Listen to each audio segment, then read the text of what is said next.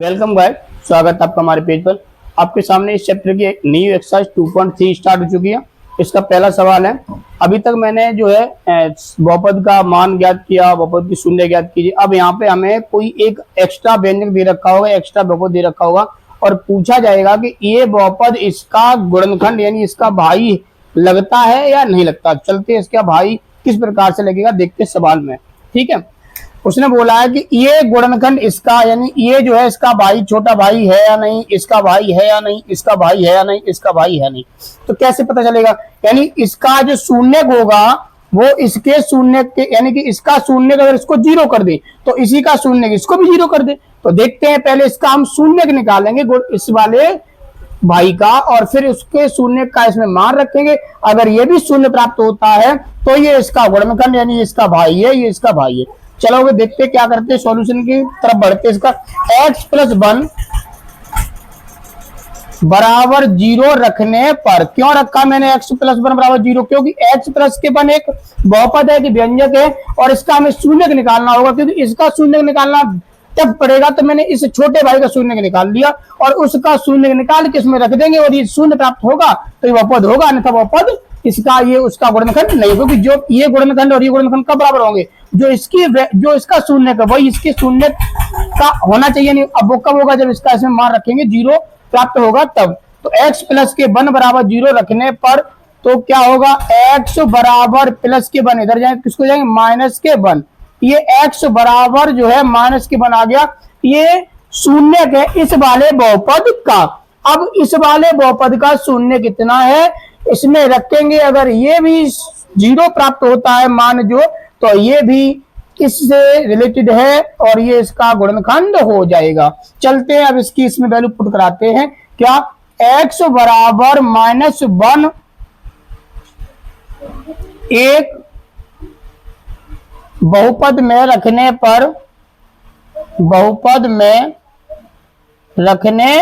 पर अब हम इसकी वैल्यू इसमें रखेंगे और ये शून्य प्राप्त हुआ तो ये इसका गुणनखंड होगा रखने पर। अब क्या करेंगे?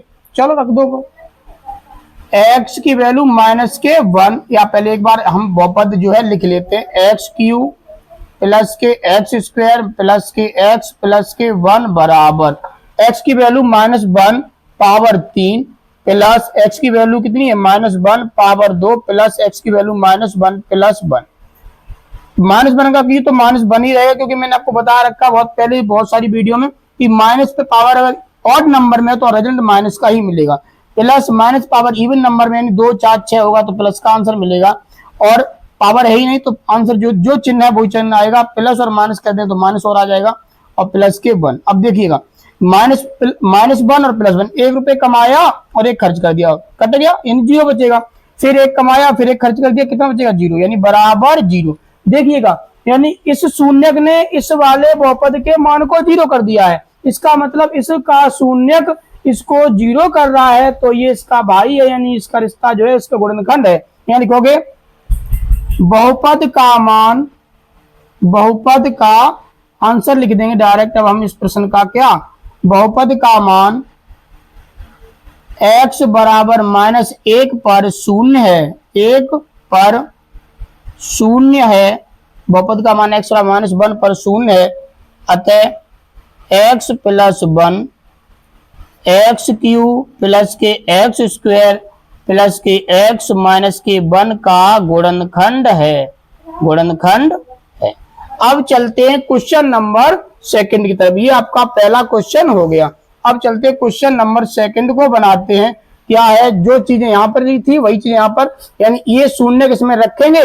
अगर 0 प्राप्त होगा तो इसका रिश्ता इससे कहलाएगा कि ये इसका भाई यानी गुणनखंड है। क्या करें? डायरेक्ट करते इसी सीधी वैल्यू को रखते, ये आपका कॉमन है, ये हर किसी में रखेंगे, पुट करेंगे। क्या करेंगे? x बराबर -1 बहुपद में रखने पर, बहुपद 2 में रखने पर, 2 में रखने पर, दूसरे वाले बहुपद में रखने पर, चलो रख दो, डायरेक्ट रखते हैं, आंसर करते हैं। बराबर x की वैल्यू कितनी है? -1 और पावर 4 लगाएंगे प्लस x की वैल्यू -1 पावर 3 प्लस x की वैल्यू -1 पावर 2 प्लस x की वैल्यू -1 सॉरी और प्लस के 1। अब क्या करेंगे, माइनस पे पावर प्लस इवन नंबर में हो 2 4 6 8 तो प्लस का आंसर आएगा, तो ये क्या होगा प्लस के 1। माइनस पावर 3 है तो माइनस के 1, माइनस पावर 2 है तो प्लस के 1, फिर माइनस प्लस माइनस और ये प्लस। अब काउंट करो, देखो क्या 1 से 1 कट गया, इस 1 से ये वाला 1 कट गया, क्या बच गया ये वाला 1 बच गया जो कि 0 के बराबर नहीं है। यहाँ क्या लिखेंगे, अब हमें इसका आंसर निकालना है दोस्तों कि इसका आंसर क्या होगा। इसका आंसर 0 नहीं आया, जब इसका आंसर 0 नहीं प्राप्त हुआ तो इसका जो शून्य है वो उसके शून्य के बराबर नहीं होगा, तो ये गुणनखंड इसका भी नहीं होगा। तो क्या करेंगे, आंसर में इसको हम लिखेंगे क्या, बहुपद का मान, बहुपद का मान x बराबर -1 पर शून्य नहीं है, शून्य नहीं है, अतः x प्लस के 1 x power 4 plus x power 3 plus x power 2 plus x plus 1 का गुणनखंड नहीं है, गुणनखंड नहीं है, ये उसका गुणनखंड नहीं है। अगर यहाँ पे अगर दिख ना रहा हो स्क्रीन पर तो मैंने बोल दिया का गुणनखंड नहीं है। आशा करता हूं आपको दोनों क्वेश्चन समझ में आ गए। अब चलते हैं नेक्स्ट दोनों क्वेश्चन के पास में। उससे पहले बताना चाहूंगा कि इसका जो बेसिक कॉन्सेप्ट है इतना समझ लीजिएगा कि ये भी गुणनखंड है और सॉरी ये भी बीजीय व्यंजक यानी बहुपद है और ये भी बीजीय व्यंजक यानी कि बहुपद है। तो ये बहुपद छोटा है, इसको बराबर 0 करे, क्योंकि अगर ये बहुपद जो है शून्य, इसका शून्य निकालना होगा तो इसका मान किसके बराबर कर देंगे 0 पर, किसका बराबर कर देंगे 0 पर। उससे मैंने शून्य निकाल दिया, अब इस शून्य को उसमें पुट करेंगे, अगर ये मान शून्य प्राप्त होता है तो ये बहुपद इसका गुणनखंड, ये गुणनखंड इसका बन जाएगा बहुपद का, अन्यथा इस स्थिति में नहीं बनेगा। अब चलते थर्ड और फोर्थ की तरफ। धन्यवाद। अब इस क्वेश्चन के थर्ड और फोर्थ पार्ट बनाते हैं। क्या है, मैं आपको कई बार दो इन सवालों में बता चुका हूं इसका बेसिक कॉन्सेप्ट क्या है कि ये जो है इसका भाई तब कहलाएगा, ये बड़ा भाई मान लो, ये छोटा भाई मान लो, यानी जो इसकी वैल्यू होगी इसको शून्य कर देगी वही वैल्यू इसको शून्य कर देगी, तो ये दोनों गुणनखंड बन जाएंगे। अब इसकी वैल्यू हम कैसे निकालेंगे, यानी ये बहुपद है और बहुपद का शून्य कैसे निकलता है, बहुपद किसके बराबर कर देते, 0 के बराबर कर देते। तो क्या करेंगे, अब यहाँ पे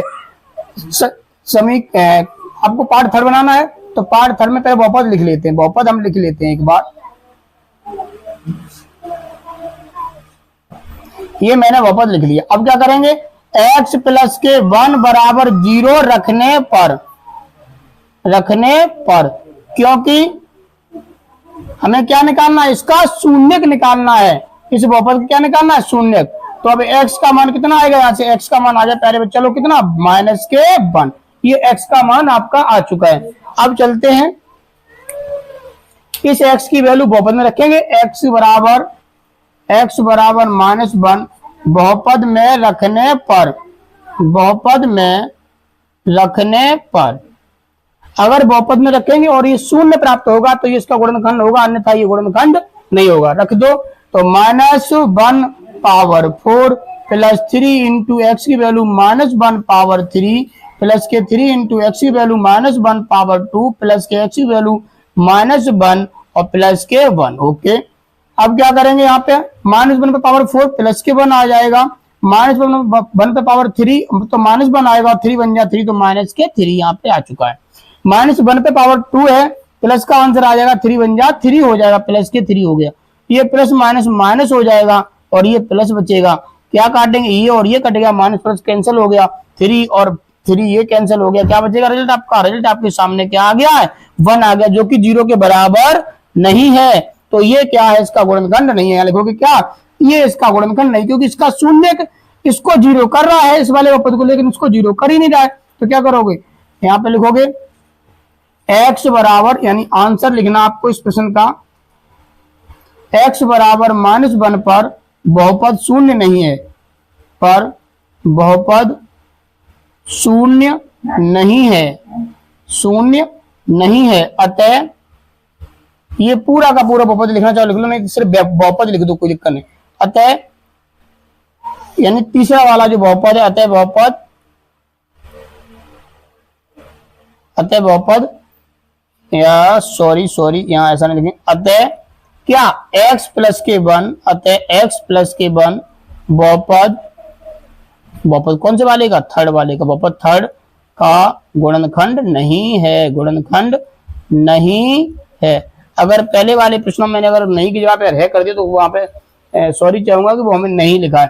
अब बनाते हैं क्वेश्चन नंबर आपका लास्ट, यानी कि फोर्थ क्वेश्चन बनाते हैं। सेम यही कंडीशन करेंगे, सिर्फ डायरेक्ट आपको ये वाला स्टेप नहीं लिखेंगे। क्या करेंगे, x बराबर -1 रखेंगे। क्या करेंगे, x बराबर -1 बहुपद में रखने पर, बहुपद में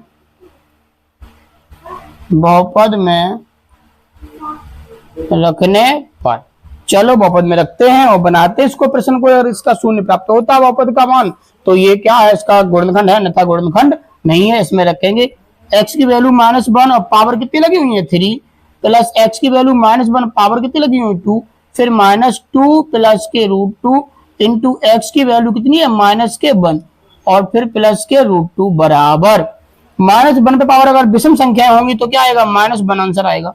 -1 पे पावर प्लस यानी कि सम संख्या होंगी तो प्लस का आंसर आ गया, तो प्लस का आंसर आ गया। ये 1 बना हुआ है, थोड़ी नुक ज्यादा निकाल दिया। अब देखो ये माइनस और ये माइनस क्या बन जाएगा, प्लस बन जाएगा। और क्या बचेगा फाइनली 2 प्लस के √2, क्यों, क्योंकि माइनस यानी सॉरी माइनस तो प्लस तो आपका हो चुका है, और 1 का गुणा इसमें करवाओ इसमें करवाओ, कोई फर्क पड़ेगा ही नहीं, और प्लस के √2। अब देखिएगा